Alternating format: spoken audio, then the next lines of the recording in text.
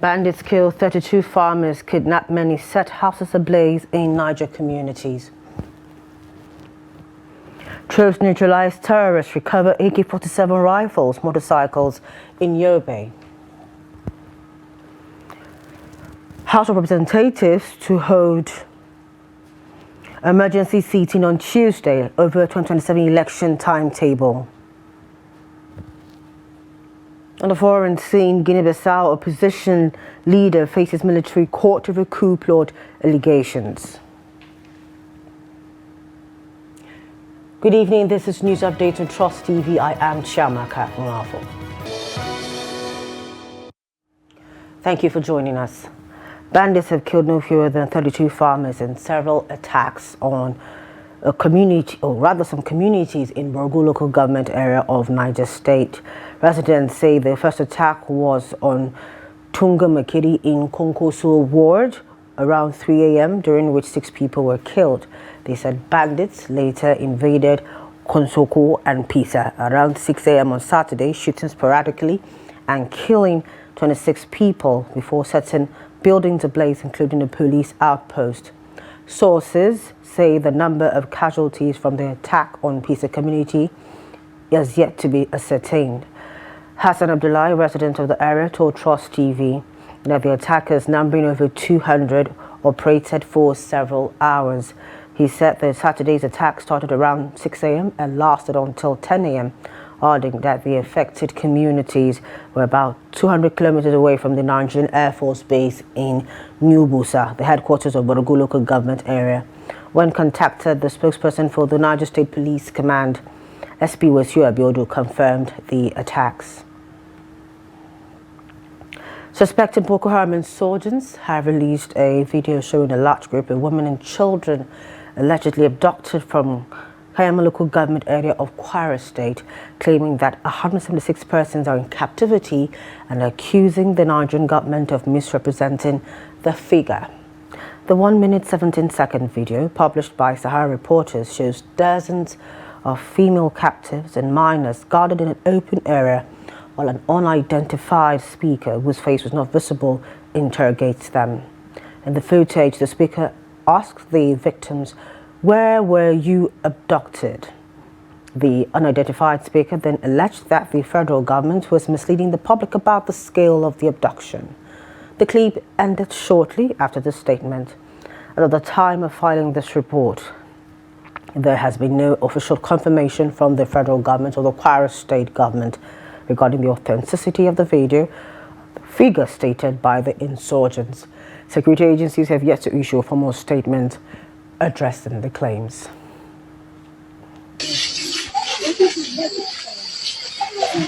Bismillah wa salatu wa salam ala rasulullah. Da dai waɗannan mutanen su ne wanda aka kama su a Woro. To yanzu za ku ji yanayin inda aka kama su da kuma yanayin yawan nasu a bakin su.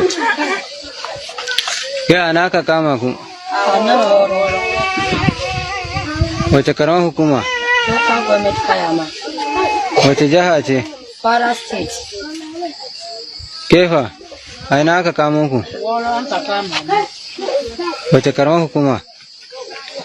Local government. Wace jiha? Kwara State. Nawa ne adadin naku? 176. Kefa. Fellow security matters, troops of the headquarters Joint Task Force Northeast Operation Hadinkai have neutralized scores of terrorists and recovered arms and logistics items during sustained offensive operations across the theater under Operation Desert Sanity 5. This was disclosed in a press release signed by the Media Information Officer, Headquarters Joint Task Force Northeast Operation Hadinkai, Lieutenant Colonel Sani Uba. The statement stated that in Sector 2, troops in conjunction with the Civilian Joint Task Force successfully neutralized scores of the terrorists during a night operation around Moktum and Ngriboa villages in Yobe State. Similarly, troops of Sector 1, while conducting operations along the Bulayubi-Daryl Jamal axis, engaged fleeing terrorists attempting to cross the main supply route.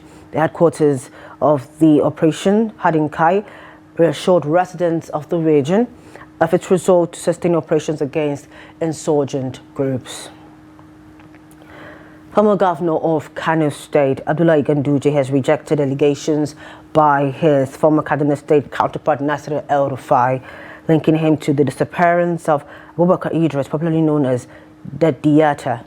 In a statement signed by former Commissioner for Information and Internal Affairs in Kano State, Muhammad Garba, the former national chairman of the All Progressives Congress described the allegation as reckless and unfounded, saying it was an attempt to shift responsibility for an incident that occurred in Kaduna State. Garba stated that Dediata lived and operated in Kaduna, where he was known for criticizing the Kaduna State government. He said there was no credible record indicating that the activist's primary focus was the Kano State government or Ganduje.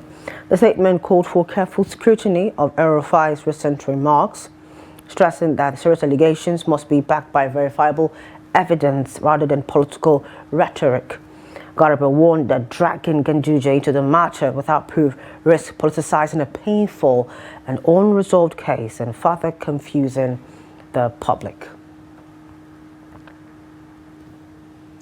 The House of Representatives has announced that it will reconvene for an emergency sitting on Tuesday, February 17, 2026 to consider matters arising from the recent release of the 2027 general election timetable by the Independent National Electoral Commission, INEC. The announcement was made in a statement signed by the House spokesperson, Scrutiny. He explained that members who were notified through an internal memorandum issued by the Office of the Speaker late Friday, highlighting the constitutional and national importance of the development and the need for timely legislative attention. The statement emphasized that the emergency sitting demonstrates the House's resolve to respond promptly to issues with far-reaching implications for Nigeria's democratic process. Deliberations are expected to focus on legislative matters related to INEC's announcement in line with the constitutional duties of the National Assembly. INEC had on Friday announced that the Presidential and National Assembly elections would hold on February 20, 2027, while the governorship and state assembly polls will be held on March 6, 2027.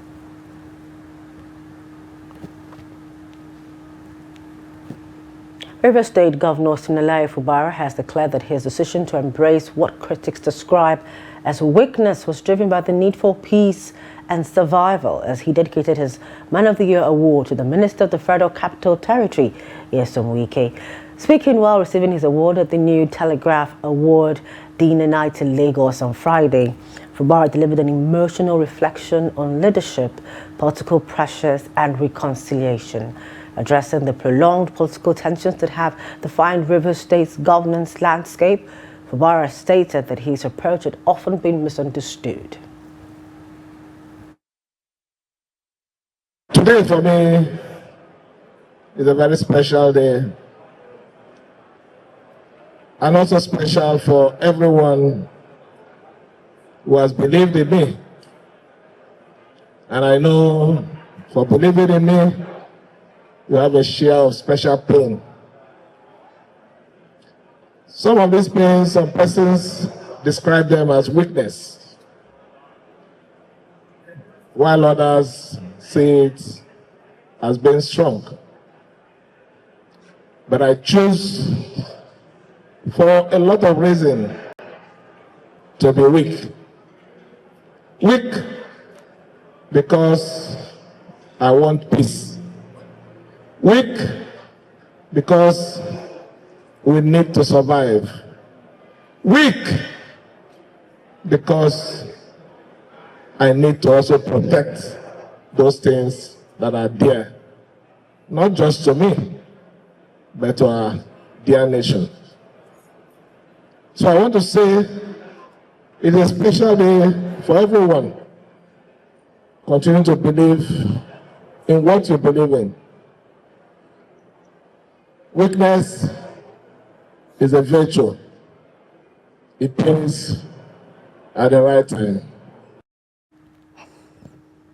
A fire has erupted at the Golden Glass story building area in Single Market this afternoon. The blaze reportedly began around 4:30 p.m. in one of the shops within the complex before spreading rapidly. Emergency responders and officials of the Kano State Fire Service are at the scene working to contain the flames. Eyewitnesses say traders are scrambling to salvage their goods, triggering panic and commotion across the market. As at the time of this report, there is no official word from authorities on the extent of damage or whether there are casualties. The incident comes barely 2 weeks after another major fire at the Bello Road section of the market, where property worth billions of naira was lost.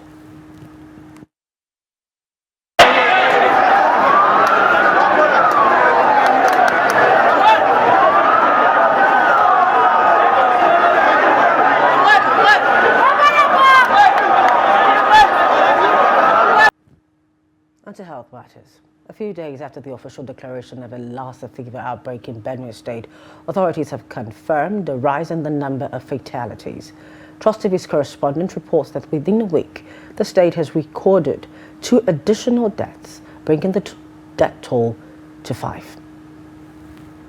According to health experts, Lassa fever is a viral hemorrhagic fever caused by the Lassa virus, commonly found in West Africa. It is transmitted to humans through contact with infected rodents, as well as person-to-person contact with infected bodily fluids. Barely a week after the state government declared the outbreak, President Imakuda expressing fears over the surge in fatalities, calling for urgent attention from relevant authorities to contain the disease. Most especially the younger ones, they like picking fruits on the ground, and most of these fruit that falls on the ground are already being eaten by rats or other, bush animals. So when they pick it, they don't even care to wash it, they eat it, and then they may contact Lassa fever. So they should avoid eating things or getting in contact with things that may cause Lassa fever. People are dying every day and night about the Lassa fever. So if government have anything to do about the Lassa fever, so that our people, our children, mother, people will stop dying, let them, because if not, we are going. The Benue State government says it has established quick response centers across all 23 local government areas, urging residents to seek medical attention if they exhibit symptoms. The outbreak is still taking a toll on us.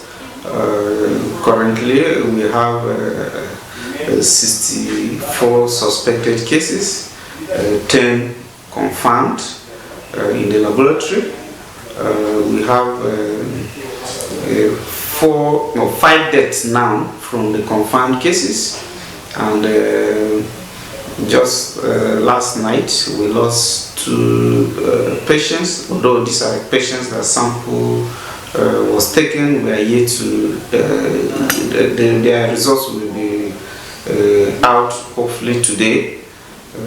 There are all suspected cases, one in Benue State University Teaching Hospital Isolation Center and one at the Federal Medical Center Happy Isolation Center.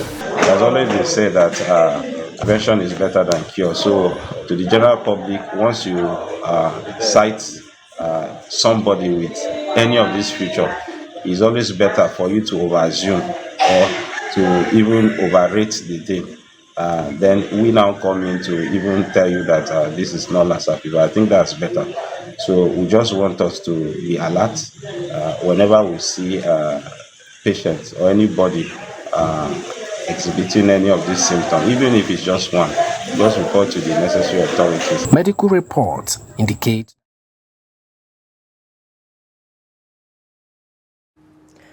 Also on to news update on Trust TV. We'll return from the break. Take a look at massive crowd surge rocks 2026 Argungu Fish Festival. Stay with us, the news continues. 2 more stories. More than 50,000 fishermen surged into the Matanfade River in Argungu on Saturday, hours before President Bola Tinubu was expected at the grand finale of the 2026 Argungu International Fishing and Cultural Festival. The early rush disrupted the planned ceremony, as organizers had anticipated the fishing contest to begin only after the arrival of the president and other distinguished guests.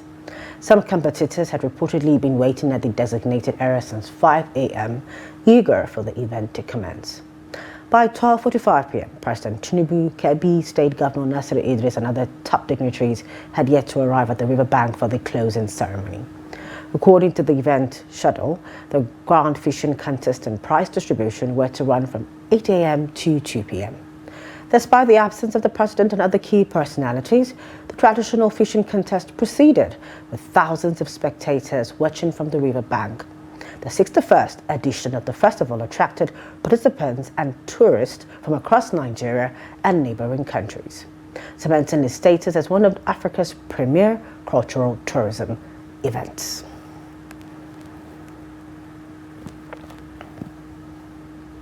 Residents of the Federal Capital Territory, Abuja, are calling on authorities to urgently repair 40 traffic lights across the city as the situation continues to cause traffic congestion and safety concerns at major intersections. Habibat Ajayi tells us more. A significant number of traffic lights within the Federal Capital Territory are currently non-functional, creating dangerous driving conditions in busy districts such as Wuse, Garki, Utako, and Jabi. Reports indicate that out of an estimated 172 traffic lights installed across the city, more than 100 are either completely out of service or malfunctioning, with some remaining faulty for over 2 years. The persistent breakdown has forced traffic wardens to manually control traffic at several key junctions, including the Gariki Otran Modern Markets intersection and the Area 1 roundabout, where motorists say the absence of functionality signals has led to confusion, gridlock, and an increase in accident. Traffic light is good for road because of the making you can stop an accident.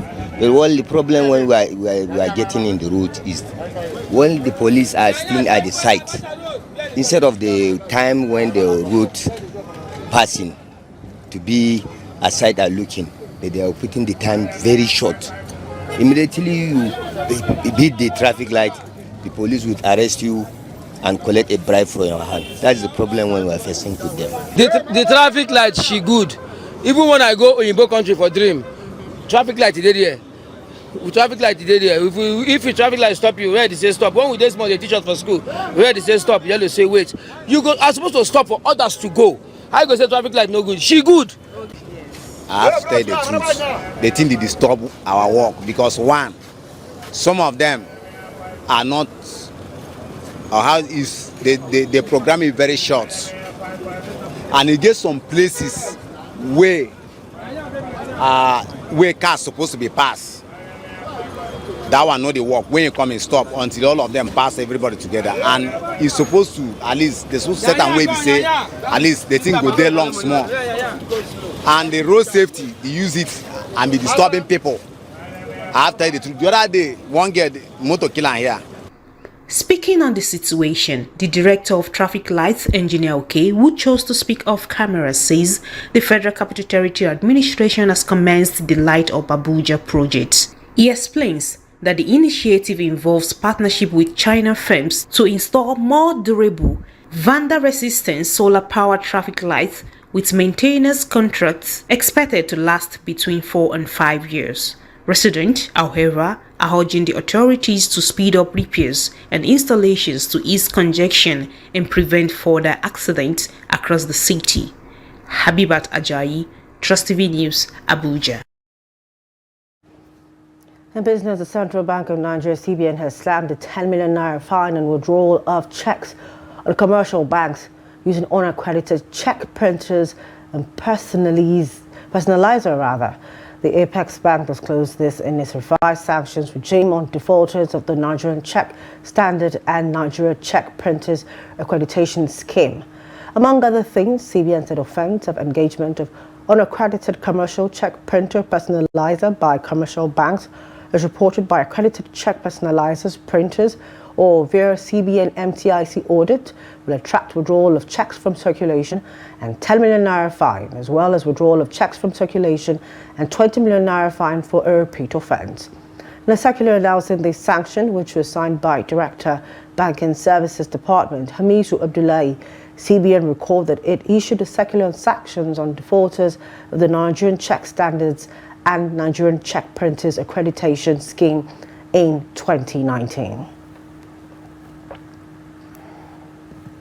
Away from Nigeria, Guinea-Bissau's main opposition leader, Domingos Simios Pereira, appeared before a military court on Friday facing allegations of involvement in multiple coup attempts. Accusations his entourage has vehemently denied is politically motivated. Pereira, leader of the historic Patriot Party that led the nation to independence in 1974, was summoned for questioning over his alleged role in at least 2 coup plots in late 2023 and October 2025. A senior military officer cited many suspicions regarding his involvement in subversive actions, though no formal charges have been detailed.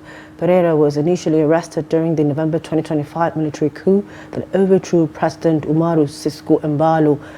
Freed on January 31, he remains under house arrest, facing separate investigations into alleged financial crimes while being barred from public statements. His lawyer denounced the proceedings as provocative, insisting Pereira has never been an advocate of coups.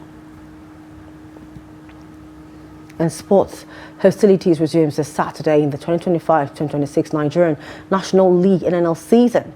The NNL had embarked on a mid-season break following the conclusion of the first stanza of the season.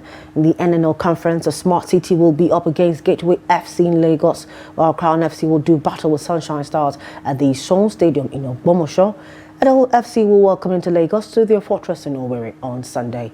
In Conference B, Solution FC will trade tackles with Sporting Lagos and Anambra, while Gosola Pabio FC will take on Osun United in Uyo. Abakaliki FC will do battle with the Stormers this Saturday in Abakaliki, even as the Sunday fixtures will see Ekiti United play First Bank FC, while Aqua United battle Rovers FC in Uyo. Other fixtures are Sokoto United versus Lobi Stars. Doma United will take on City FC at the Pantemi Stadium in Gombe, while FC Basira will clash with Kada Warriors in Ilorin. ABS FC will face off with Mighty Jets FC. On Sunday, Yobe Disasters clash with Adamawa United. Jigawa Golden Stars will square up with Gombe United, while Beachy First play Kebbi United. That's it for news updates at this time. For more of our news, programs, documentaries, what the social media platforms, and on our YouTube live stream.